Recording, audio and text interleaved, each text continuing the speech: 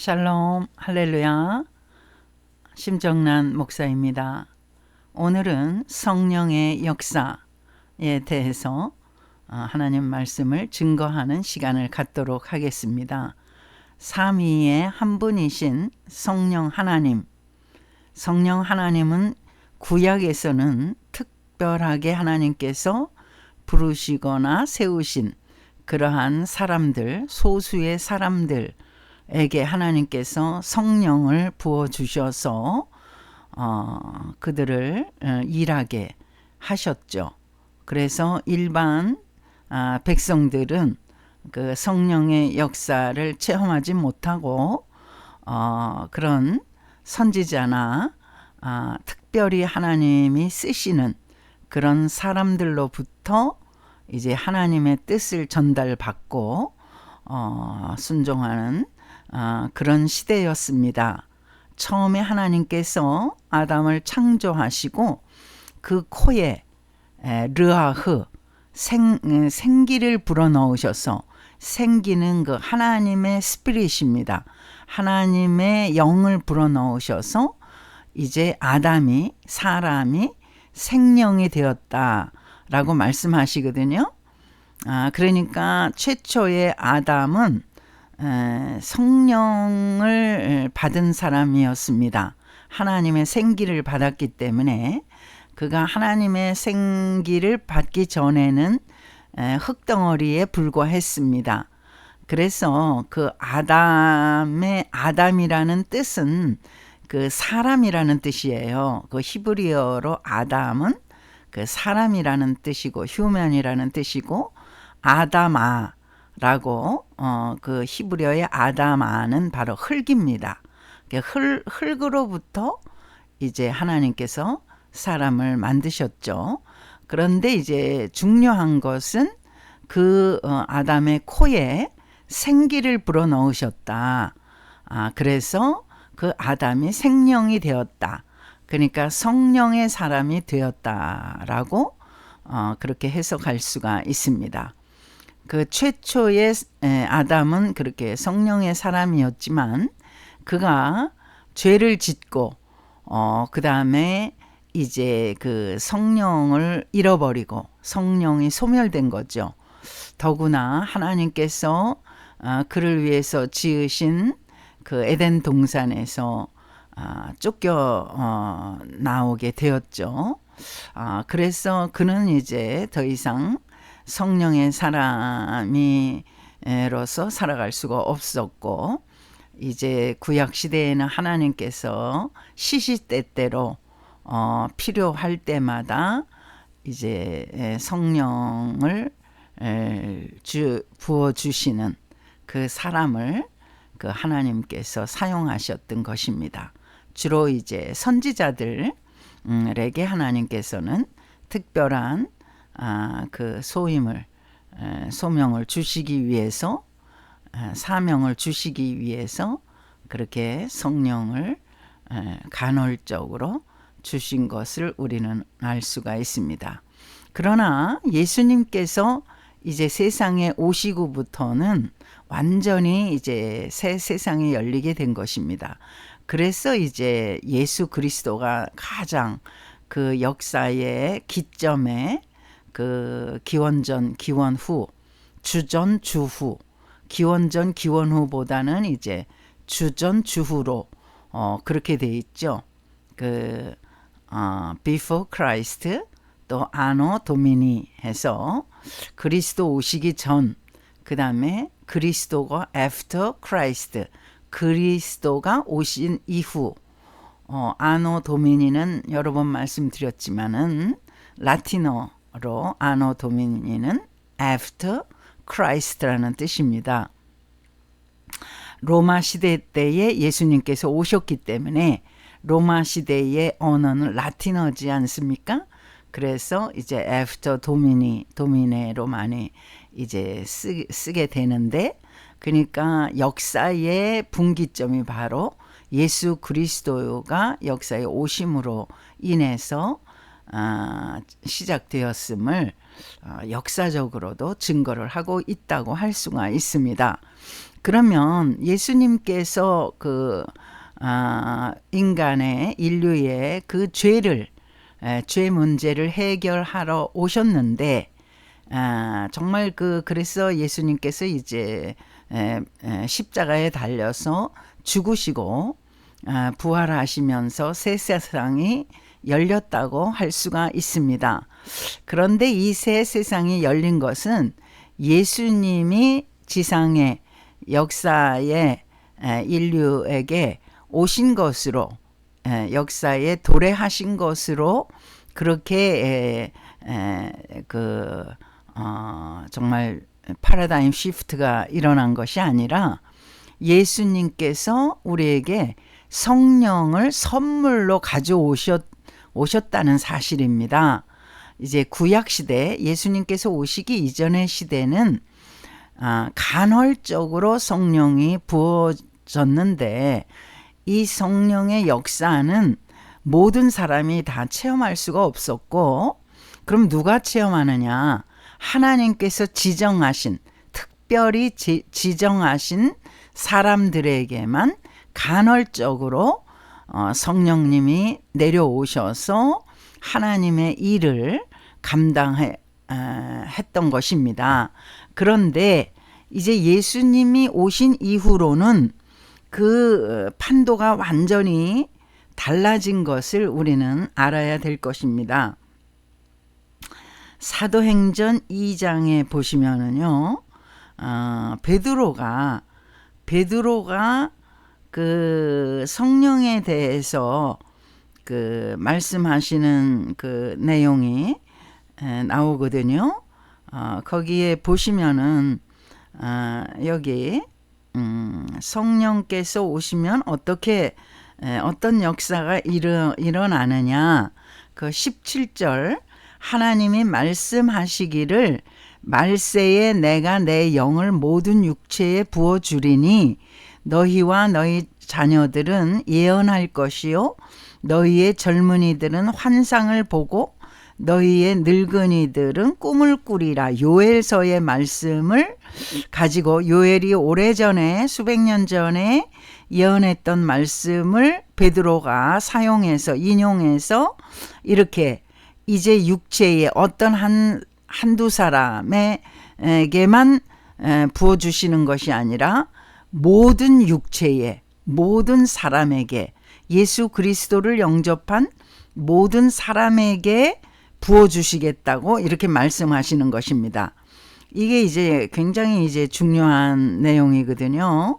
그래서 21절을 보시면 누구든지 주의 이름, 예수 그리스도의 이름이죠.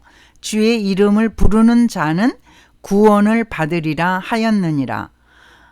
이 구원은 우리가 병마에서 치료를 받는 것도 구원입니다. 또 우리가 정말 가난한 데서 물질의 축복을 받는 것도 구원이라고 할 수가 있죠. 그 상황을 에서 구해졌으니까. 그런데 이런 지엽적인 구원으로만 설명하면 너무나 부족한 것이죠. 구원은 굉장히 통전적으로 설명이 돼야 합니다. 궁극적으로 인간이 이 세상에서만 살다가 생이 끝나는 것이 아니라 내세가 있음을 우리는 그 믿음을 통해서 알게 되고, 내세에 우리가 영벌을 받느냐 영생을 얻느냐, 이 갈림길이 바로 예수 그리스도를 믿느냐 안 믿느냐, 거기에 달려 있는 것입니다. 그래서 이 성령의 이제 그 중요성이 여기에 나타나는데, 우리가 그 성령님이 아무리 그 중요하고 우리가 다 성령을 받아야 한다고 하지만은 그게 우리 마음대로 되는 것은 아니지 않습니까? 우리가 성령을 받고 싶다고 성령님이 내 안에 들어오시고, 또 성령님이 뭘 거부하고 이렇게 할 수 있는, 그 주장할 수 있는 권리는 우리에게 없다고 할 수가 있습니다. 왜냐하면 이제 성령님은 삼위 하나님 중에 삼위일체 하나님 중에 마지막 삼위 되시는 하나님이신데 하나님의 영을 우리가 좌지우지할 수가 없다는 것이죠. 그래서 우리의 믿음이 어떤 분들 상담을 하다 보면 믿음을 갖고 싶어도 참 믿음을 그렇게 갖게 되지를 않는다. 자꾸 의심이 나고 또 의혹스러운 일들이 자꾸 생각나고 이러면서 이렇게 믿음 좋은 분들을 부러워하는 그러한 분들을 만날 수가 있는데요. 그건 바로 믿음 생활하는 것도 우리가 마음대로 좌지우지 할 수 있다는 것이 아니죠. 성령님이 우리에게 믿음을 주셔야 되는 것입니다. 성령님이 우리의 마음을 감동감화시켜 주셔서 우리가 믿도록 인도해 주시는 것입니다. 그러니까 우리의 어떤 무슨 의지나 이런 걸로 믿음 생활을 할 수가 있는 것이 아니라는 것을 말씀해 주시는 거거든요. 그래서 영접하는 자, 곧 그 이름을 믿는 자들에게는 하나님의 자녀가 되는 권세를 주셨으니, 이게 이제 전도자들이 전도할 때에 전도 대상자에게 이제 예수님을 영접하면 하나님의 자녀가 되십니다. 이렇게 이제 말씀을 소개하거든요. 그래, 영접을 하십시오. 저를 따라서 영접 기도를 하십시오. 그러면서 제가 예수님을 영접합니다. 이렇게 이제 기도하게 되죠. 그러면서 믿기 시작하는 그러한 예수님을 믿기 시작하는 그러한 출발점이 되는데, 사실은 요한복음 1장 13절 바로 그 다음 절에는요, 12절과 13절이 서로 상반되는 그런 말씀이 나옵니다. 12절에는 내가 영접을 하는 것 같은데, 내가 의지를 가지고 지금 예수님을 영접해서 내가 이제 예수님과 예수님은 나의 구주가 되시고 예수님은 나의 주인이 되시고 이제 나는 이제 하나님의 자녀로서 살게 되는 그러한 이제 시작이 나로부터 내 의지로부터 시작된 것 같은데, 13절에는 어떤 말씀이 나오냐면 이는 혈통으로나 육정으로나 사람의 뜻으로 나지 아니하고, 그러니까 내가 영접한 지금 예수 그리스도를 영접해서 이제 예수님이 나의 구세주가 되는데, 이는 사람의 뜻으로 난 것이 아니다. 사람의 뜻으로 지금 사람의 의지로 지금 내가 예수님을 영접하는데 그게 아니라는 말씀이에요. 그러니까 영접 때부터 하나님의 뜻으로 난 자들이, 하나님께로서 난 자들이 예수님을 영접할 수가 있다고 이렇게 13절에 말씀이 곧이어 나옵니다. 이 말씀은 진리입니다. 우리가 아무리 믿고자 하여도 믿음을 가질 수 없는 것은 세상 사람들을 보시면 아십니다. 많은 사람들이 예수님을 거부하고 예수 영접하기를 거부하고 또 기독교 신앙을 거부하고 하나님 자체를 거부하고 저주하고 우상 숭배에 빠지고 무당 이런 거에 빠지고 이단 사설에 빠지고 이런 것들은 다 그러니까 자기의 의지로 하는 것 같지만은 사실은 하나님의 뜻으로 하나님께로서 난 자들이 아니기 때문에 참 미안하게도 그들은 예수를 영접하지 않고 다른 길을 걷고 있는 것이라고 할 수가 있습니다. 그래서 참 이 믿음의 출발 자체가 우리의 의지로부터가 아니라는 것을 우리가 먼저 알아야 될 것이고요. 그러면 우리의 믿음의 발현이 그럼 어디로부터 시작돼? 하나님께로부터 시작되죠.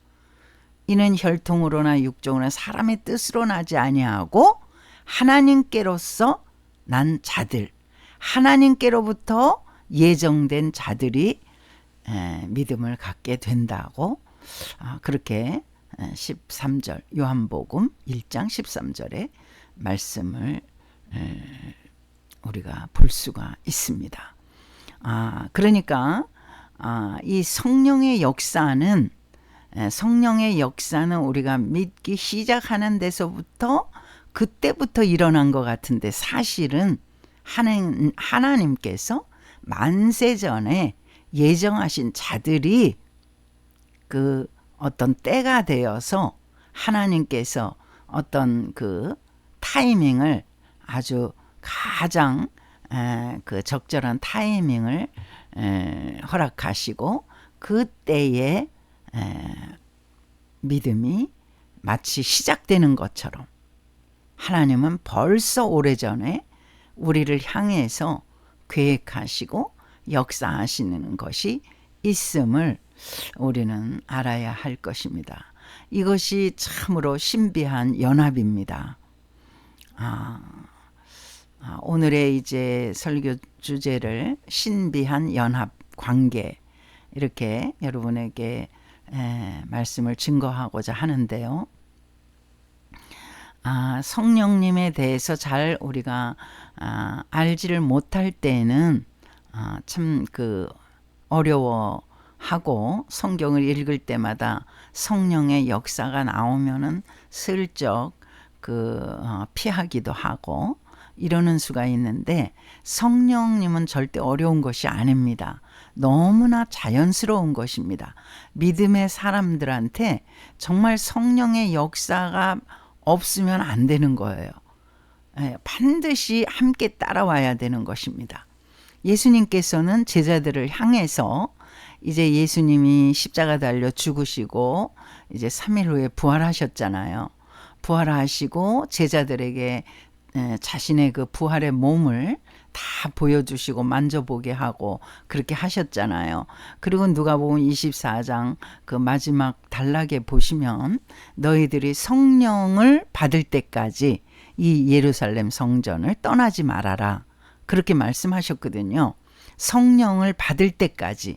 그러니까 제자들이 바로 나가서 그 전도하고 막 이렇게 설교하고 그런 거 아닙니다. 바로 주님께서는 그들이 성령을 받도록 그렇게 기다리라고 예루살렘 성전에서 기다리라고 마지막 유언을 하셨죠. 그리고 그들은 정말 그 예루살렘 성을 떠나지 아니하고 마가의 다락방에서 120명의 성도들이 정말 주 예수 그리스도의 이름으로 기도할 때에 성령이 강력하게 내려오셔서 정말 역사하시는 것을 그들이 체험하게 되었거든요. 이렇게 성령께서 강력하게 이제 오시는 시대가 바로 예수님이 이 땅에 오셔서 사역을 다 하신 후에 부활 승천하시고 십자가 달려 죽으신 후 부활 승천하신 후에 그 제자들에게 120명의 그 성도들에게 이렇게 성령이 내려오시기 시작해서 모든 사람들에게 이르기까지 이제 성령님이 내려오시게 되었죠. 예수 그리스도를 거부하지 않는 사람이라면 누구에게나 이제 성령님이 들어오셔서 역사하심으로 믿음의 시작이 만세전에 하나님이 택정하셨지만은 믿음의 시작은 바로 그 우리들이 마음의 문을 열고 이제 성령님이 내주하시게 되고 믿음 생활을 이제 시작하게 됨으로써 본격적으로 그 하나님과 우리가 아주 신비한 연합 관계를 이루면서 출발하게 된다고 할 수가 있습니다. 정말 성령님의 역사는 신비할 따름이죠. 누구든지 성령이 아니고서는 예수 그리스도를 주라고 고백할 수가 없다. 이렇게 고린도전서 12장 3절 말씀입니다. 그러니까 우리가 주님 주여 하고 기도할 때 부르짖는 그 호칭도 성령께서 주장하지 않으시면 그렇게 할 수가 없다는 거예요. 많은 사람들이 예수님을 주라고 고백하지 않습니다. 많은 사람들이 하나님을 믿지 않습니다. 많은 사람들이 또한 성령을 체험하지 못합니다. 그렇기 때문에 그들은 믿음의 사람이라고 할 수가 없죠.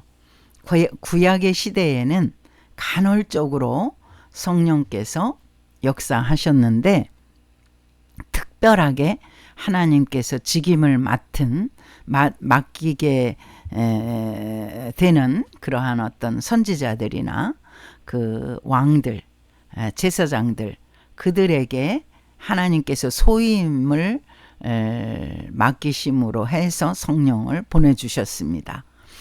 그러니까 아주 간헐적으로 성령님이 임재하셨죠. 그러나 지금은 이제 모든 사람이 그 성령을 받을 수 있도록 만 인류에게 그 성령의 역사를 체험할 수 있는 문을 예수님께서 십자가를 지심으로 활짝 열어놓으신 것입니다. 그러니까 예수님이 우리의 죄를 다 십자가에 가지고 가심으로 말미암아 우리가 거룩한 사람이 되었잖아요. 의로운 사람이 되었잖아요. 이신 칭의가 일어났잖아요. 의롭다고 인정함을 받은 거죠. 우리가 의인이 아니라 의인은 없나니 하나도 없다 그랬거든요. 우리가 의인이 아니라 의롭다고 인정을 받은 것입니다. 예수님 때문에. 예수님은 우리 죄를 다 가지고 가셨기 때문에, 우리가 우리 죄를 다 예수님께 전가했기 때문에, 그렇기 때문에 우리가 이제 의롭다고 칭함을 받은 그러한 사람이 된 것입니다. 그럼 그렇다고 해서 우리가 여전히 우리는 죄인입니다.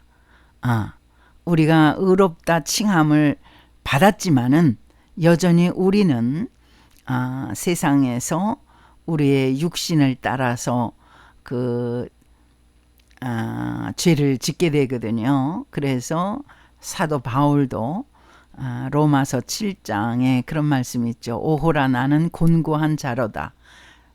누가 이 사망의 몸에서 나를 건져내랴. 그러니까 이 사망당할 몸은 뭐냐 하면 바로 죄의 몸. 우리가 육체를 가진 죄의 몸이라는 거예요. 우리가 마음으로는 정말 죄를 짓고 싶지 않지만 그 육신으로는 죄 가운데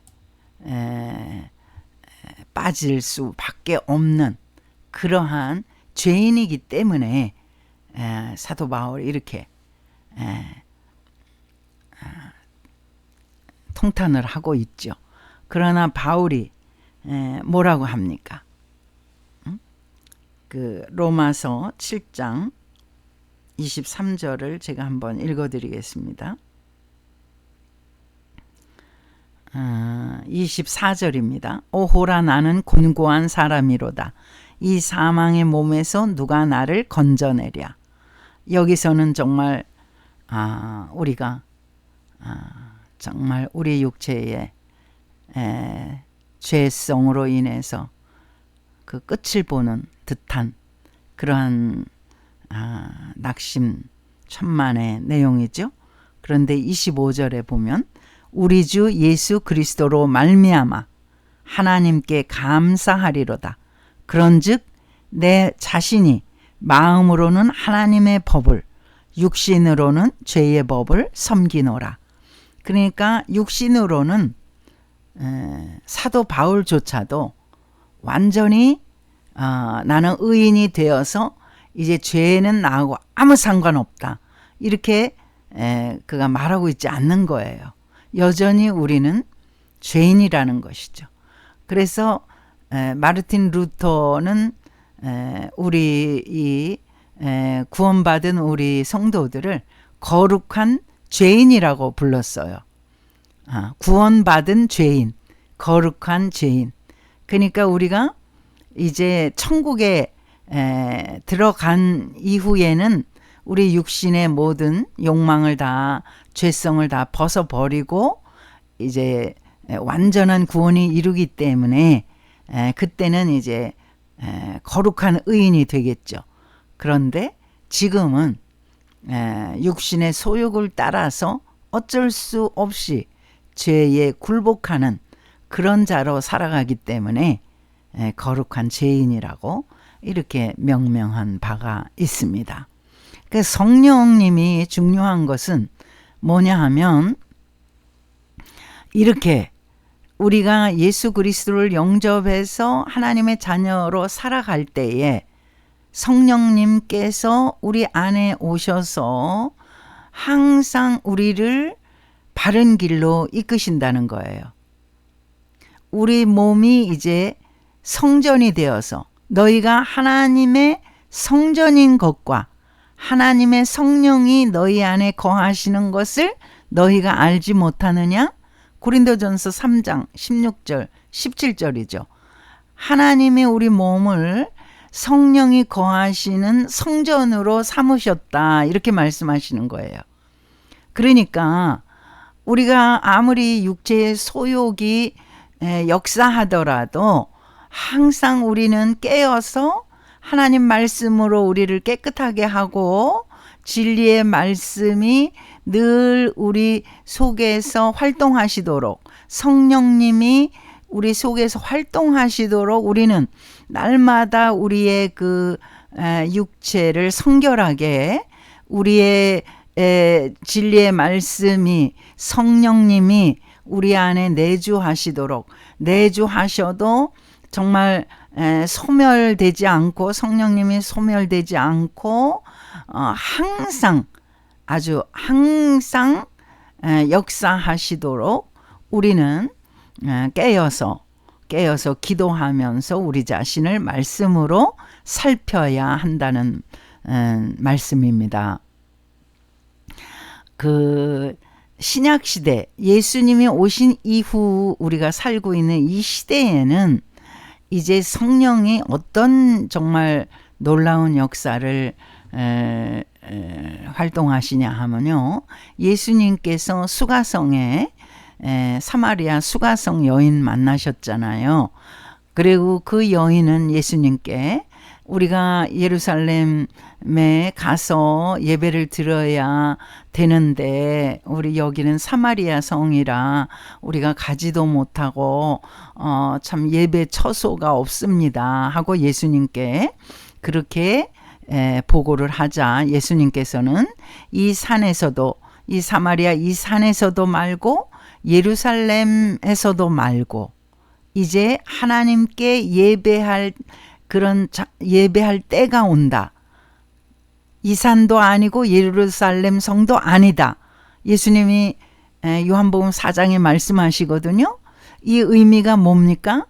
그러니까 예수님이 말씀하시는 그 내용은 아주 중요한 건데, 우리가 이제 성령님이 우리 속에서 역사하시면 하나님이 어떠한 장소, 어떠한 제한적인 곳에서 활동하시는, 거기서만 예배를 받으시는 그런 그 분이 아니라 성령을 받은 우리가 가는 곳곳마다 예배의 장소가 된다는 거예요.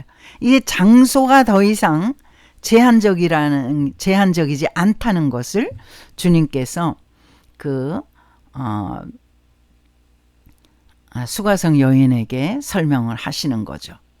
이제는 예배드리는 자는 신령과 진정으로, 영과 진리로 예배를 드려야 된다. 이스라엘 백성들은 꼭 예루살렘 성전을 고수했잖아요.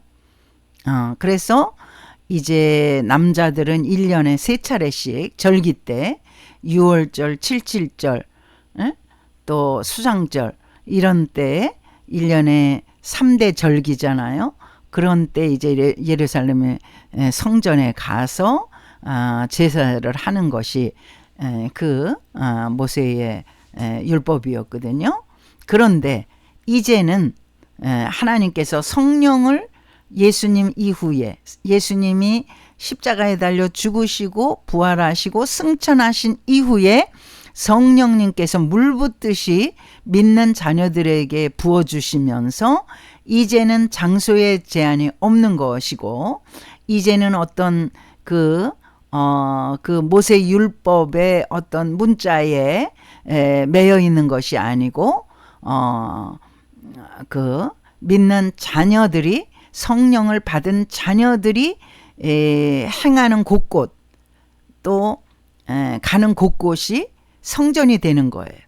주의 성전이 되어서 하나님께서 우리의 예배를 받으시는 것입니다. 그러니까 이전에 성령께서 간헐적으로 내려오셔서 특별한 사람들에게 그 역사하신 그 구약시대의 성령과는 완전히 그 어떤 성령의 역할이 달라진 것이라고 할 수가 있습니다. 그러면 왜 특별하게 어떤 곳에 우리가 교회를 정해놓고 가서 예배를 드려야 되고 은혜를 받아야 되는가? 그것은 바로 교회의 기능적인 부분입니다. 성령의 역사가 그 교회만 그 역사하시는 것이 아니라 어떤 그 일정한 어떤 장소에 있는 그 교회만 역사하시는 것이 아니라 예수님을 영접해서 성령을 받은 이들이 가는 곳곳마다 성령께서는 활동하시고 역사하시는데, 우리가 교회의 기능적으로 제가 먼저도 교회의 기능에 대해서 좀 말씀을 드렸지만은 이제는 어떤 교회의 어떤 한 장소만을 고집을 하는 것은 너무나도 이제 말씀과 반대되는 것이고 어리석은 것이죠. 그러니까 이 교회가 보다 더 활동적으로 전도를 하고 선교를 하기 위해서는 이 성도들이 모이기를 힘써야 되잖아요. 많이 모여서 그 모든 것들을, 모든 헌신을 응축해야 되잖아요. 그럴 때 세계 속으로 나가서 선교사를 파송하고 또 여러 구제 사업을 하고 또 학교를 세우고 또 모든 것을 할 수가 있잖아요. 우리가 성령을 받은 사람이니까 그냥 나 혼자 그저 찬송 부르고 기도하고 예배드리면 된다. 우리가 혹시 깜방에 들어가 앉아 있으면 그럴 수 있죠. 거기도 하나님의 예배를 받으시죠. 그 혼자서 호젓하게 깜방 안에 들어앉아 가지고 예배를 드릴 수밖에 없는 상황이 있잖아요. 그 바울과 실라가 그 빌립보 감옥에 갇혔을 때에 그들이 돌로 쳐서 막 거의 정말 죽을 지경까지 이르렀을 때 이제 그렇게 투옥을 시켰는데, 한밤중에 바울과 실라가 그 깜방에서 뭐 합니까? 찬송을 부르면서 하나님께 예배를 드립니다. 제가 한번 사도행전 16장을 또 찾아서 읽어드리겠습니다. 사도행전 16장에 사도 바울이 거기 봅시다.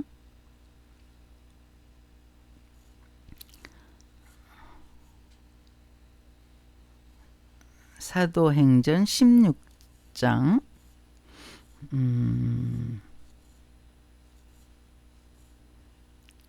25절 제가 한번 읽어드릴까요? 한밤중에 바울과 실라가 기도하고 하나님을 찬송하며 죄수들이 듣더라. 죄수들도 이제 감옥이니까 같이 있었을 거 아닙니까? 그 24절 그가 이러한 명령을 받아 그들을 깊은 옥에 가두고 그 발을 착고에 든든히 채웠더니 바울과 신라를 이제 그렇게 그 앞전을 한번 읽어 드리겠습니다. 사도행전 16장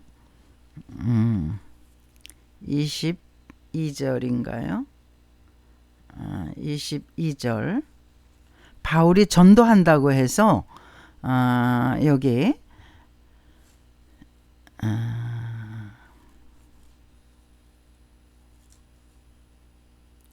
22절 제가 읽어드리겠습니다. 무리가 일제히 일어나 고발하니 상관들이 옷을 찢어 벗기고 매로 치라 하여 많이 친 후에 옥에 가두고 간수에게 명하여 든든히 지키라 하니 그가 이러한 명령을 받아 그들을 깊은 옥에 가두고 그 발을 착고에 든든히 채웠더니 25절입니다. 한밤중에 바울과 신라가 기도하고 하나님을 찬송하며 죄수들이 듣더라. 26절입니다. 이에 갑자기 큰 지진이 나서 옥토가 움직이고 문이 곧 다 열리며 모든 사람의 매인 것이 다 벗어진지라. 지금 놀라운 일이 그 사도 바울과 신라가 갇힌 그 감옥에서 일어났잖아요. 지금 감옥에는 이제 교회가 아니잖아요. 예배당이 아니잖아요. 죄수들이 갇혀 있는 곳이잖아요. 그런데도 바울과 신라는 그곳에서 하나님을 찬송하고 기도하는 예배를 드렸다는 것입니다. 이렇게 정말 궁급한 상황일 때에도 우리는 성령의 사람이기 때문에 예배를 드릴 수가 있는 거예요. 혼자서라도, 둘이서라도, 5명이라도. 왜? 상황이 그렇게 북한에서는 아마 북한 성도들은 지하 토굴에서 한 사람이 또는 두 사람이 또 소수의 사람이 조용조용하게 예배를 드릴 것입니다. 그러니까 하나님이 받으시죠. 예배당에서 예배 드리는 것만 하나님 받으시는 게 아니라 성령의 사람, 예수를 믿어서 성령님이 내주하신 그 사람은 성령의 사람인데 성령의 사람은 어디서든지 그가 가는 곳곳마다 교회가 되는 거예요. 너희가 하나님의 성전인 것과 하나님의 성령이 너희 안에 거하시는 것을 너희가 알지 못하느냐. 바울이 그렇게 말하잖아요. 너희가 하나님의 성전이다. 하나님의 성령이 거하시는 성전이다. 이렇게 바울이 말씀하고 있잖아요. 그래서 이제 한 사람이 예배 드려도 다 하나님 받으시죠. 그러나 지금 우리는 교회가 정해져 있고 교회에서 우리를 출석하기를 소원하고 있고 또 목사님들이 또 우리를 안내하고 또 양육하는 그러한 분들이 다 또 있고 또 우리의 또 친구들이 있고 아는 사람들이 있고 이렇게 다 우리가 연결되어 있기 때문에 그런 연결된 곳에서 우리가 예배를 드리고 헌금을 하고 통성으로 기도하고 합심하여 기도하고 찬양을 높이 드높이 부르고 이게 엄청난 시너지 효과를 나타내는 거죠. 그래서 이 놀라운 응축된 힘으로 우리가 세계 속에 나가서 복음을 전할 수 있는 그러한 발판이 되는 거죠. 능력이 되는 거죠. 우리 한 사람이 성령을 받은 한 사람이라고 해서 그 예배드리고 내가 헌금을 하고 그 헌금 얼마나 되겠습니까? 내가 또 힘이 있다 한들 뭐 그렇게 힘이 있겠습니까? 우리가 선교사로 정말 나 혼자서 아무 어떤 기도의 지지 없이 그렇게 할 수 있는 게 없거든요. 그래서 지금 교회는 어떤 성령을 받은 사람들, 성령의 사람들이 모여서 합쳐서 힘을 합쳐서 세계 속으로 전도하러 선교하러 나가기 위해서 교회 기능을 활용하고 있다고 할 수가 있습니다. 성령의 그 사람들은 어떤 데에 매인 사람들이 아니에요. 우리가 교회에 내 교회가 있고 교적이 있고 거기에 내가 있다 해서 영적으로 매여 있는 건 아닙니다. 오히려 우리가 유익을 받는 거죠. 도움을 받는 거죠. 여러 사람으로 인해서 우리가 활기차게 친교를 하고 또 성경 공부를 함으로써 우리가 도움을 받는 거죠. 그러나 우리의 영은 주의 영은 자유함이 있느니라 말씀이 있잖아요. 주의 영은 어디서나 자유함을 누려야 돼요. 이렇게 속박이 되고 자꾸 이렇게 어떤 의무감이 생기면서 자꾸 내 자신이 그 하나님과 관계보다는 사람을 의식하는 그런 관계가 된다면 그때부터는 벌써 이거는 자유함이 사라지고 아주 이상한 이단으로 빠질 확률이 아주 많습니다. 우리는 영적으로, 그러니까 우리가 영적으로 건강하고 강건하기 위해서 항상 하나님 말씀으로 우리가 그 양육을 받아서 하나님이 우리를 친히 가르치시도록 그렇게 영적으로 하나님과 소통이 이루어지도록 해야 합니다. 그저 사람들은 내 주위의 권사님들, 목사님들, 전도사님들 이 사람들로서는 그 도움에 한계가 있는 것입니다. 그러니까 내가 다이렉트로 하나님께 기도하고 영적으로 더 강건해지도록 날마다 내 자신이 하나님 말씀을 읽고 듣고 쓰고 하면서 내 자신이 강건한 영으로 그렇게 성장해야 될 줄을 믿습니다. 그러니까 하나님께서는 이제 우리들을 그 하나님의 동력자들이라 이렇게 말씀하셨거든요. 하나님께서 무슨 동력이 필요하겠어요. 동업자가 필요하겠어요. 하나님 혼자 스스로 다 하실 수가 있음에도 불구하고 하나님은 우리와 함께 일하시기를 원하시는 것입니다. 이제 하나님께서는 천지를 창조하시거나 인간을 구원하시기 위해서 예수님을 이 땅에 보내주신 거, 그 다음에 예수님을 십자가에 달아서 못 박혀 죽게 하신 거, 그 다음에 또 그 예수님을 부활하게 하시고 승천하게 하신 거, 이 모든 것은 다 하나님이 하시는 일입니다. 우리가 개입할 그건 하나도 없어요. 인간이 거기에 개입할 일은 아무것도 없습니다. 왜? 우리는 아무 하나님에게 도움이 되지를 않습니다. 하나님이 천지를 창조하시고 땅에 기초를 놓으셨을 때 우리가 하나님을 도와서 뭔가 했습니까? 아무것도 할 수가 없었죠. 하나님이 흙으로 사람을 빚으시고 동식물을 만드셨을 때 그때 사람이 하나님을 동업해서 뭘 했습니까? 전혀 아무것도 도움이 되지 않았죠.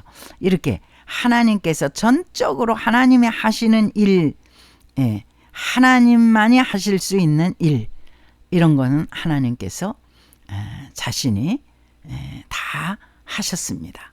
완전히 그 편무적인 업무라고 할 수 있죠. 편무 계약이라고 해서 완전히 하나님 한편에서만 일방적으로 약속을 하신 것입니다. 그렇게 사람을 창조하시고 피조물을 창조하시고 또 인류를 구속하시기 위해서 예수님을 이 땅에 보내주시고 또 예수님 승천하신 후에 몇 날이 못 돼서 성령님이 오셨죠. 성령님이 오셔서 오순절에 놀라운 역사를 이루시면서 이제 성령의 시대가 이제 열린 것입니다. 이런 모든 일련의 이런 역사는 다 하나님의 일방적인 약속입니다. 그러나 이제 쌍방간의 약속이 있는데 쌍방간의 약속은 바로 하나님 혼자만 하시는 게 아니라 예를 들어서 하나님이 생사화복, 생명과 또 저주와 또 복과 축복과 그 생사 죽음, 이 생사 화복을 하나님께서 우리에게 펼쳐 놓으시고 너희들이 선택하라. 너희들이 생명을 선택하고 축복을 선택하면 내가 생명을 주고 축복을 하리라.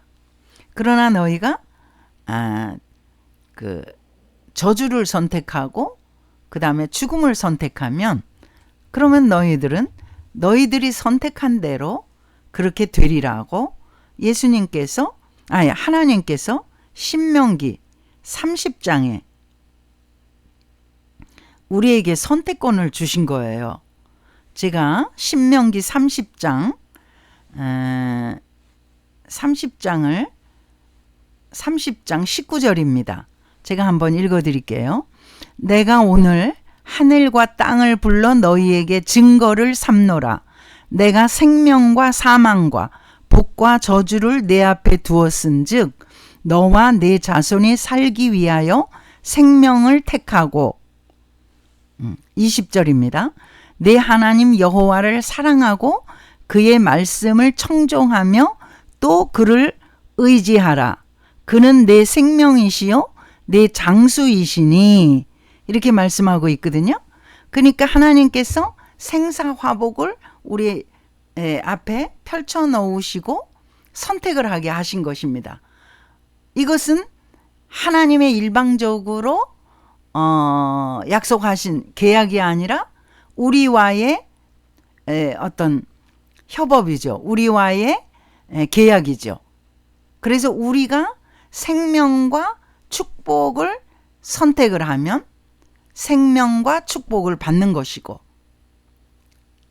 그러니까 하나님께서 혼자 다이렉트로 어떤 사람은 저주하고 어떤 사람은 죽이고 어떤 사람은 축복하고 그러신 게 아니에요. 우리는 잘못 알고 있는 경우가 많죠.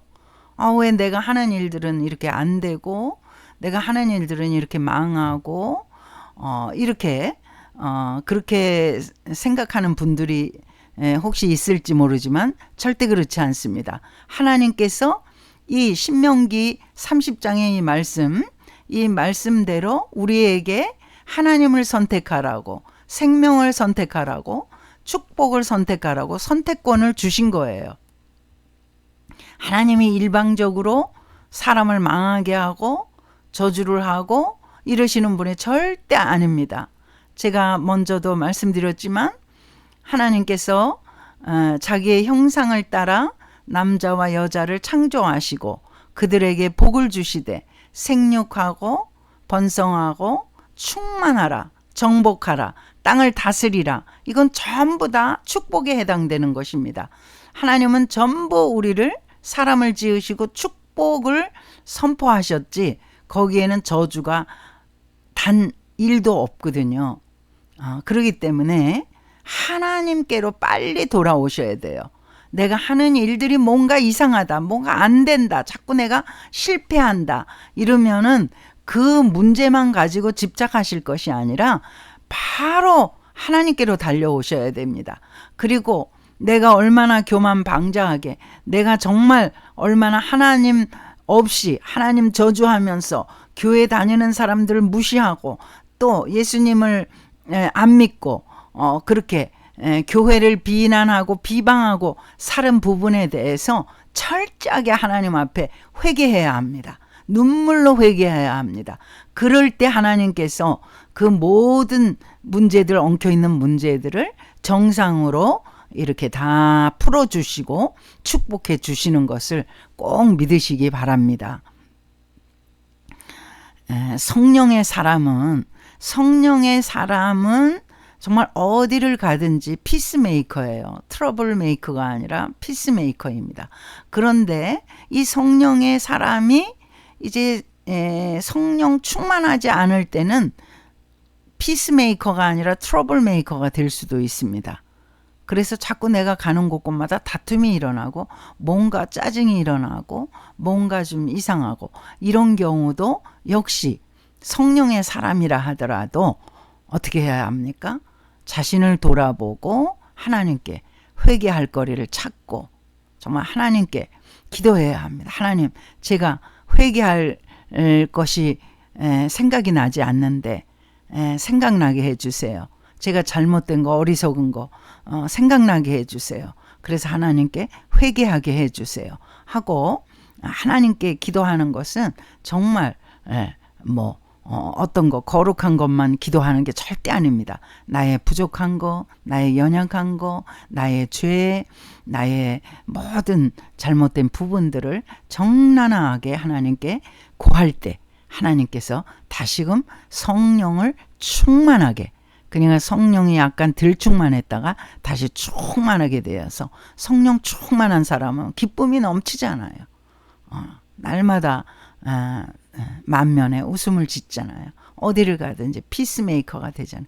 다른 사람들을 어떻게든지 도와주고 구원을 하려는, 복음을 전하려고 하는 그러한 마음이 막 들끓잖아요. 여러분, 성령이 너무나 중요합니다. 하나님께서는 우리를 동업자로 부르셨어요. 이제 성령을 나를 위해서만 쓰지 말고 이제 하나님께서 보내신 곳곳에 복음을 전하라고. 이게 우리가 하나님이 그 사람을 얼마든지 스스로 감화를 주셔서 나오게 하실 수도 있죠. 하나님이 천지를 창조하시고 사람을 만드신 하나님께서 뭘 못하시겠습니까? 그러나 하나님께서는 일방적으로 하나님이 하시는 일들은 하나님이 다 이루어 놓으셨잖아요. 한 가지만 남았잖아요. 이제 예수님 재림입니다. 마지막 종말 그 한 가지만 남았잖아요. 다 이제 이루어졌거든요. 근데 우리에게 동업자로 동업하기를 원하시는 거 한 가지가 뭡니까? 그건 바로 하나님께서 우리에게 말씀하시는 거, 하나님께서 우리에게 하라고 하신 거, 그런 것을 우리가 하도록, 하나님 스스로 다 하실 수 있음에도 불구하고 너무나도 부족하고 연약하고 정말 아무것도 아닌 우리를 들어서 쓰시기 위해서 하나님이 우리에게 손을 벌리시는 거죠. 동업하기를 기뻐하신다는 사실입니다. 성령의 사람만이 할 수가 있는 거예요. 성령을 받지 않고 교회를 해라. 이거는 저주나 마찬가지입니다. 그러니까 교회에서 무슨 일을 하면 굉장히 우쭐대고 마치 그냥 자기가 굉장히 무슨 득세한 것처럼 막 그렇게 막 보이는 것은 성령의 사람의 모습이 아닙니다. 성령의 사람은 겸손하게 자신이 많은 일을 한 것 같지만 그러나 하나님만 높이고 다른 사람을 세워주고 이렇게 자신을 낮추는 겸손한 사람이 바로 성령의 사람이라고 할 수가 있습니다. 성령의 사람이 되셔서 하나님과 신비한 동업자 관계를 이루시기를 주님의 이름으로 축복합니다. 감사합니다. 샬롬.